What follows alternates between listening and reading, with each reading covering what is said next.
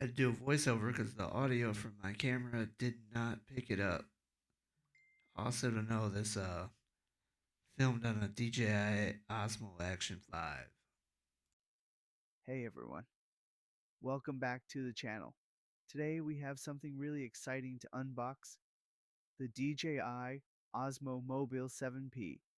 This gimbal is designed to elevate your smartphone videography to new heights. Let's dive right in. The design feels premium and it has a nice weight to it. You can tell it's built for stability and durability. Next, we have the user manual and some safety instructions. Always good to have on hand, especially if you're new to gimbals. Lastly, there's a small pouch for storage. It's nice to see they included this to keep everything safe when not in use. So, that's everything in the box. The DJI Osmo Mobile 7P promises some amazing features like active track, gesture control, and an extended battery life for all day shooting.